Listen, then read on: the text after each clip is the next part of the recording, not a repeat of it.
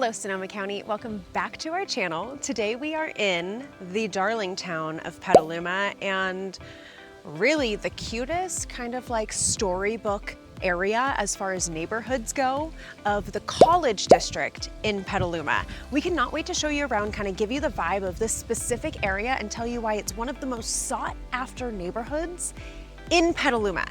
And I think you'll quickly understand why. The homes are beautiful, great location, schools. We'll give you all the down low on everything that you need to know if you are planning on moving into Sonoma County and possibly targeting Petaluma as the ultimate destination. Each neighborhood in Petaluma is totally different, and you have to make sure that you're shopping in the right neighborhood to find that right property for your lifestyle, and we can't wait to help you with that. Before we dive into everything college district in Petaluma, I'm Morgan DeVincenzi with Sullivan Group Real Estate, helping people move into, out of, and all around Sonoma County every single year. So if you are thinking of making that move, you've been researching Petaluma, you're watching this video for a reason, reach out, let us know. I'd love to let you pick my brain. I'll tell you all about the wonderful things here in Petaluma, the things maybe that aren't so wonderful that you might not be able to read online. Explain the traffic, explain the, diversity, all those different kinds of things, and help you find the right location, whether it be Petaluma or somewhere else here in Sonoma County.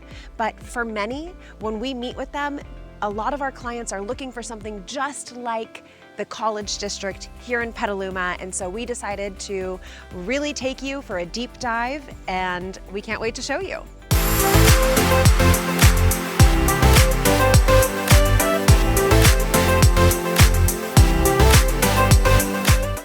Okay, so before we fully dive into giving you the tour and lowdown on everything that is the college district here in Petaluma, where are we? So Petaluma, as a reminder, is the southernmost city in Sonoma County. So if you're familiar with the Bay Area, the Golden Gate Bridge, wherever you are, if you're coming up from the Golden Gate Bridge, as soon as you get off of the Golden Gate Bridge coming north, you're on Highway 101. Highway 101 takes you through Marin County. Once you're out of Marin County, you are in the great town of Petaluma.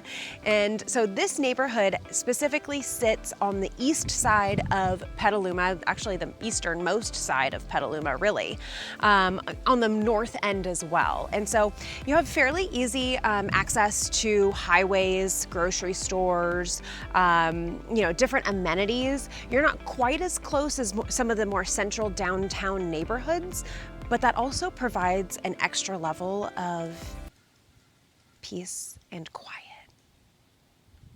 Like, all I can hear is the wind right now, and it's lovely. So I mean, that's a bonus of being over on this side. I would say at most you have a Safeway about 5 minutes away for grocery shopping and all your basics there. But at most you're probably looking at closer to 10-15 minutes to get to downtown Petaluma for, a restaurant for dinner, or to get to 101 might be closer to 10 minutes instead of 5 like some other areas. So, just things to think about depending on what your lifestyle is and how often you're gonna be driving back and forth. This is not a bad location, it's just not quite as central as some of the other ones. But with it being where it is, you also have different amenities around you that some of the other areas could envy as well. You have Deer Creek Village Dog Park and Shopping Center, which is amazing. Deer Creek Village Dog Park is probably the biggest hub for dog lovers and their dogs, of course. It'd be kind of weird, I guess, if you went there without your dog.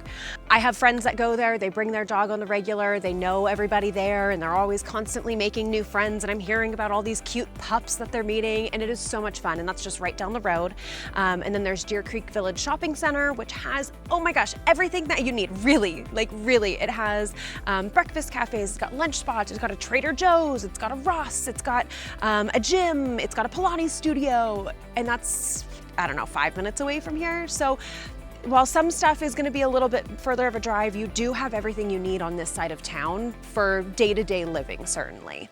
And then there's a few other main points. I mentioned earlier that the college district is named the college district because it was built adjacent to the Petaluma campus of the SRJC. Well, the SRJC is one of the top-rated junior colleges in all of California, and I believe actually nationwide. I mean, it is an amazing school to attend yourself, send your kids to, or we have clients that are professors there. And what a blessing for them to get to live in Petaluma and work at the SRJC Petaluma campus. And a few of them actually live in College District. A few of them walk to work. That is so cool, and that is absolutely part of the desirability here. Additionally, there's the Petaluma Airport. So much fun there. They have public days where you can go and tour and see all the cool aircrafts. There's a diner there that you can go and hang out, have a bite to eat, and watch all the airplanes take off and land, and that's kind of a fun thing. And then there's Rooster Run Golf Course as well, which is really gonna give you a lot of fun. It's a 72 par golf course. There's ponds, there's creeks, and I believe, I'm not a golfer, so forgive me here, but I've been told by my friends who enjoy that golf course that it's the only golf course around that has an island that you golf off of in the middle of one of the ponds. How cool is that? I don't know, that's unique. But I guess it's one of the best training golf courses because it has such a variety of those different kind of landscapes and things like that to really test your skills. So as you can see, you may not be central in Petaluma when you're in the College District, but you got a lot going on around you while still enjoying the quiet, peaceful neighborhood. So let's kind of show you around this neighborhood, give you an idea of the different types of homes. There's, all these different smaller communities that make up the entire College District, and each community feels a little bit different. Home sizes, home styles, and of course a little bit on price as well. So we'll give you kind of a tour, and then we'll talk a little bit more in depth about the homes specifics and of course, the big question of the day, what does it cost to live there? Come on.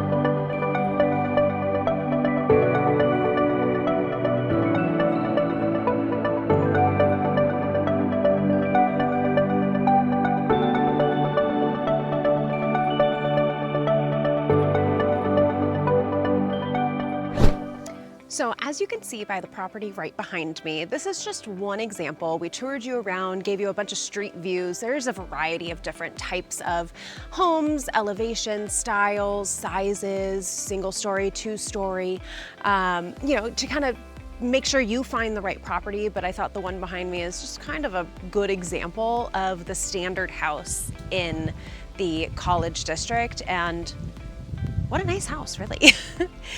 So a lot of the houses, you're mostly gonna find properties from about 1,800 square feet up to 3,000 plus square feet in some of the areas of College District.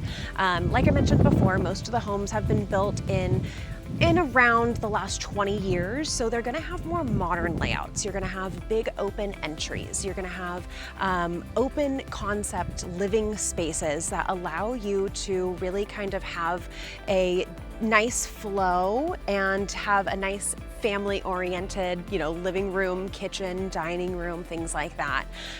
Most of the ceilings are actually like 10-foot ceilings, which I thought is a really nice elevated feel when you're in the home. Kind of just feels more light and bright. A lot of the houses, I love that they really emphasize the windows, a lot of natural light in these homes.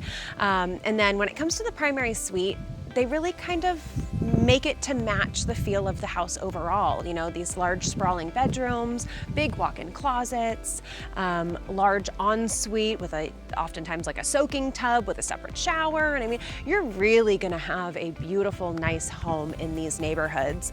Most of them come with about 2-car garages. Some do have 3, which is nice for those who have extra cars or bikes or toys or whatever that may be.